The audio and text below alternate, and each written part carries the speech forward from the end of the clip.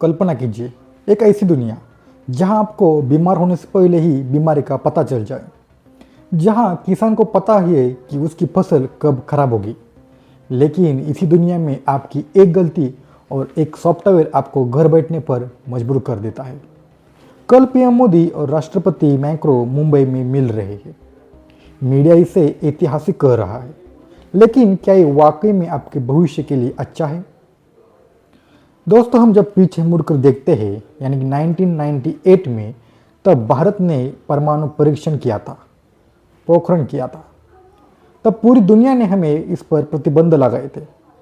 लेकिन दोस्तों, क्या आपको ये पता है कि अकेला फ्रांस देश ही था जो हमारे साथ वहाँ पर खड़ा था, जो भारत को सपोर्ट कर रहा था।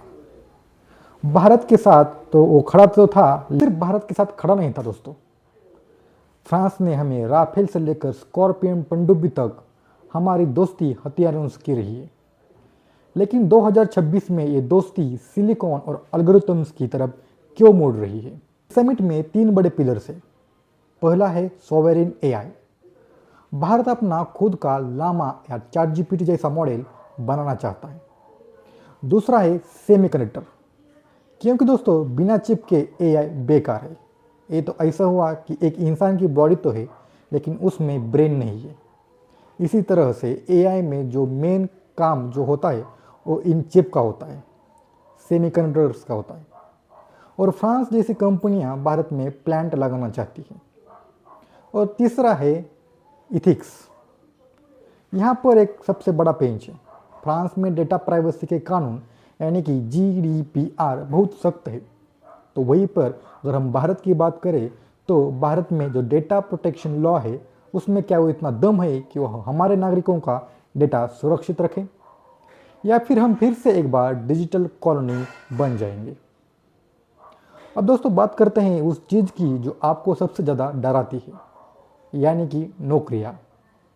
गोल्डमैन सैक्स की एक रिपोर्ट कहती है कि एआई 300 मिलियन नौकरियों को प्रभावित कर सकता है। और दोस्तों भारत जैसे देशों में तो इसका प्रभाव जो है वो बहुत बड़ा दिख सकता है। भारत जैसे देशों में जो लेबर होता है और लेबर सस्ता रहता है, तो क्या कंपनियां रोबोट्स की तरजीह देगी? मैक्रो के साथ आए 50+ स्टार्टअप भारत के लिए टैलेंट को देख रहे हैं, या सिर्फ वो मार्केट को देख रहे हैं? सरकार का तर्क है कि एआई से नई तरह की नौकरियां पैदा होगी, जैसे कि एआई प्रॉम्प्ट इंजीनियर्स।